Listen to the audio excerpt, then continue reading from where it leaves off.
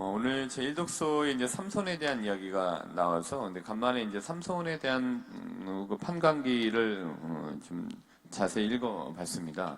그 판관기에서 이제 제일 분량을 많이 차지하는 게 판관 삼손에 대한 이야기인데,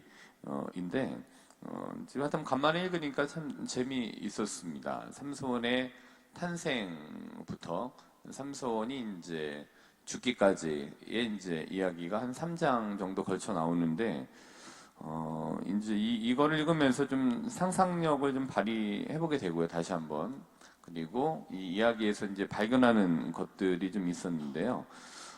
이제 삼손, 오늘 1독서는 삼손에 대한 얘기가 나오고, 2독서는 이제 세례자 요한에 대한 탄생 이야기가 나오는데, 이 삼손과 요한의 이야기에는 이 본문만 놓고 봤을 때는 공통점이 있는 것 같고 또 차이점이 좀 있습니다.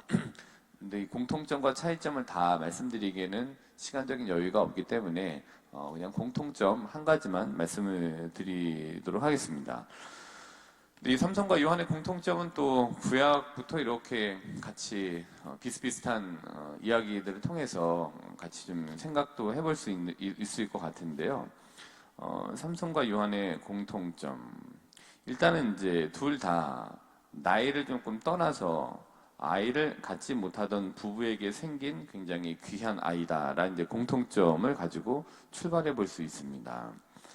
요한도 마찬가지죠. 요한도 이제 나이가 많아서 좀 어려웠지만 엘리사벳이 하느님의 힘입어 하느님의 힘에 힘입어 이제 아이를 갖고 잉태하고 출산을 하게 됐고, 그다음에 삼손 역시도 마찬가지입니다. 이제 아이를 갖기가 좀 어려웠던 사람이었는데 하느님께서 이제 태를 얻어 주셔서 이제 그렇게 이야기가 되죠.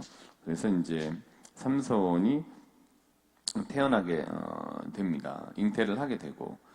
그래서 이런 공통점이 있는데, 즉 하느님의 힘으로 생겨난 아이이다.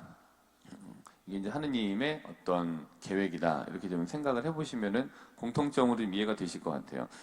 이제 구약을 좀 앞에서부터 보면은 아브람과 사라도 아이를 갖기가 못했었잖아요. 근데 늙음하게 사라가 아이를 이제 갖게 됩니다. 근데 이삭이 태어나죠. 이삭이 태어났을 때가 이제 아브라함이 성경의 기록에 따르면은 이제 100살이었고, 그러니까 나이가 굉장히 많았던 상황이었죠.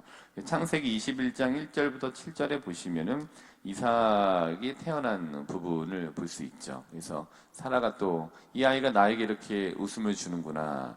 이삭이라는 뜻 자체가 웃음이다라는 뜻을 가지고 있죠. 그리고 이제 이삭이 그렇게 태어났고, 이제 이삭과 레베카 사이에서 야곱이 태어났는데, 야곱과 에사우가 태어났죠.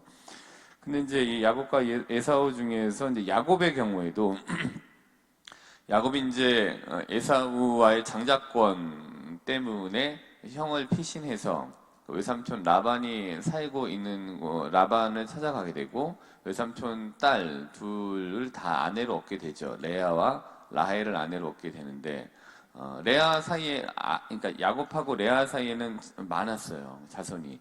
근데 라헬 같은 경우는 없어요. 근데 나중에 이렇게 창세기 30장 22절부터 24절을 보시게 되면은 이제 드디어 야곱과 라헬 사이에 아이가 이제 생기게 됩니다. 그건 이제 그 아들이 바로 요셉이라는 아들이었죠. 그래서 라헬이 23절에 보면은 임신하여 아들을 낳고 하느님께서 나의 수치를 없애주셨구나. 그리고 그 이름을 요셉이라 하였다. 요셉이 이제 태어나게 됐습니다. 그러니까 삼손도 그렇고 요한도 그렇고 세례자 요한도 그렇고 굉장히 어려운 게 태어난 거죠. 그리고 이삭도 마찬가지였고요. 그 다음에 야곱과 라헬 사이에서 요셉도 굉장히 그렇게 어렵게 태어난 거죠. 그래서 요셉 같은 경우에도 이스라엘에게 이제 닥칠 어려운 시기를 위해서 하느님께서 세워놓으셨던 계획, 이렇게 볼 수 있죠. 결국엔 요셉을 통해서 이제 이스라엘이 굉장히 이제 곤궁한 시기, 기근이